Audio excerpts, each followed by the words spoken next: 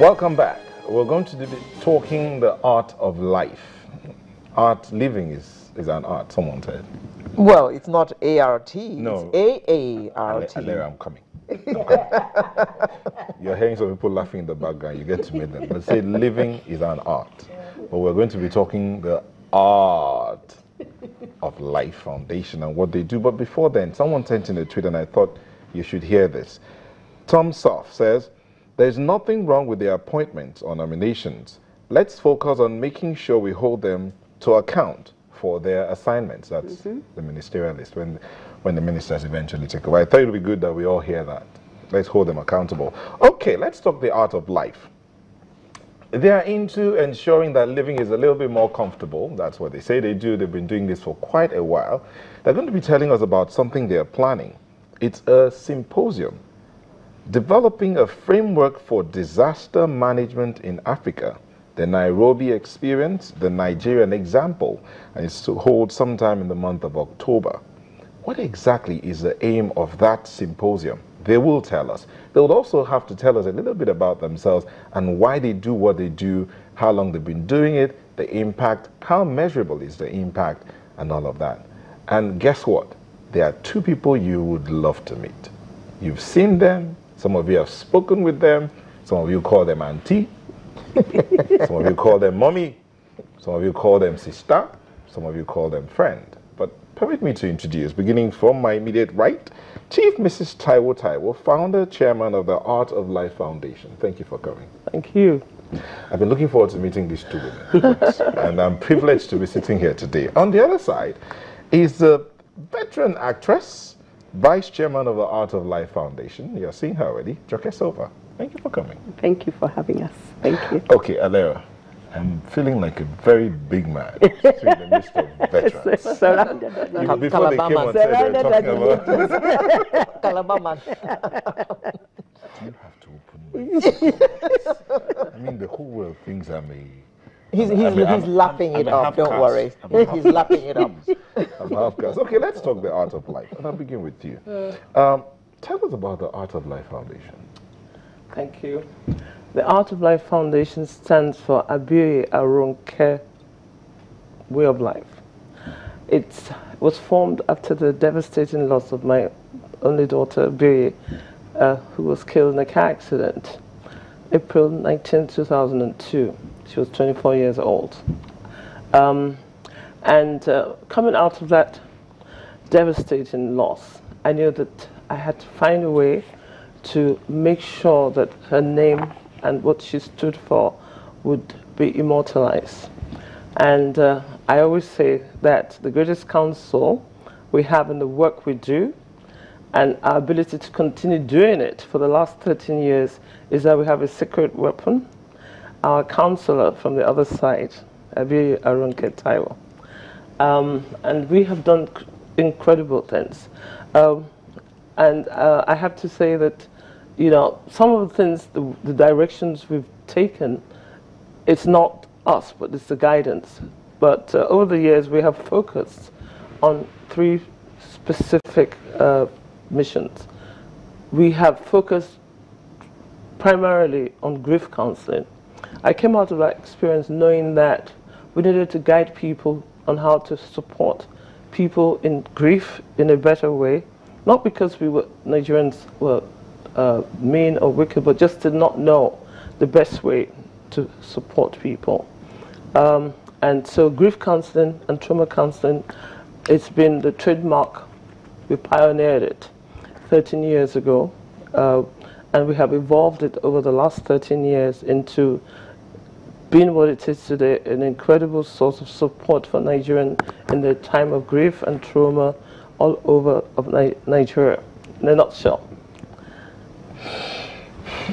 I do have an idea of what it's like to go through a trying period, a painful period, and this is a period where in Nigeria, that kind of exercise, counseling, comforting, is needed across board.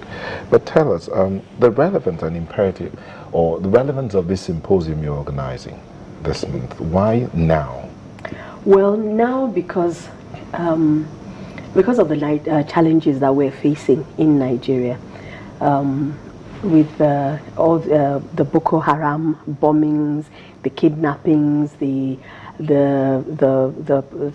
raping and victimization by hustlers, or rustlers as they're called, cattle rustlers, you know. And usually when things like this happen, what people tend to think and what people tend to believe is that the victims, the only victims are probably those who have lost an arm, a leg, or you know, those who have been raped. Yes, they are victims and they are going through a lot of trauma. But the people who are bystanders when there's a bomb, you know, an explosion, the people who are caregivers, the initial people who respond when there's an explosion, you know, some of these organizations, you know, that go to make sure that there are no other bombs and rescue, you know, the rescuers, they are also traumatized. And over the years, you know, that we've worked with these organizations, we do find that they are highly traumatized. I remember as we're coming in the car, you know, I had a recollection of one of our I think town hall meetings, and the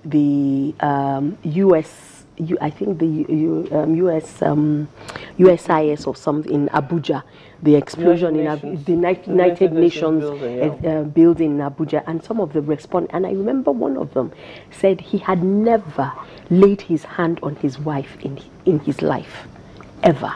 And he just found that after that rescue mission and things like that, he just became extremely aggressive. And, you know, he became a man who was battering his wife. You know, so, and it was because there was no time taken out to counsel, to let them unload and things like that. And so we are saying that let everybody that is involved in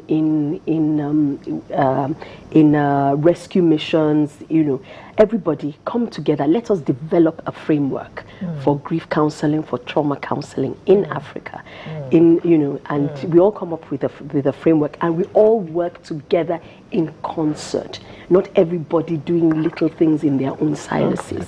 So I would say that you have your work cut out, because people go through a lot of trauma on a daily basis in this country. And because there's nowhere for them to go for counseling, or they're not aware of where they can go for counseling, their personality just seems to change after a particular incident. Indeed. So, you know, sorry, do you want to? Yeah, go on. I mean, one of the things I've learned in the last 13 years from this work is that people's reaction shocks them. It shocks themselves, and even the society does not know. There's an underlying 3 emotions that people do not know happens after great trauma. One is rage. I'm not talking about anger. I'm talking about rage. Stronger than anger. Yeah, rage. And it could be rage at God, rage at Nigeria. Why did you allow, you know, people to become like this? And it's involuntary. Rage, fear, and guilt. Those 3 emotions. And it's not doesn't necessarily go in one order. They come all together. Because now, the imperative, as Joke said, of why having worked in the last 13 years with grief and trauma, and we've done it, you know, relentlessly. We're called upon doing it quietly. Whether it was the plane crashes, we're always called upon. We've trained many people. We have watched and been looking at the trauma going on, especially in the northeast and all over Nigeria with the bomb blasts, and just imagining how these people are dealing with the psychological effect without counseling. And I mean, initially I could sense that a lot of our people felt it's not our business. I mean, I'm sorry to use the word, you know, I will start by Fulani. It really is not our business until, and I feel, and I know we're kind people, but it seems so remote. It's only as it gets closer and closer to us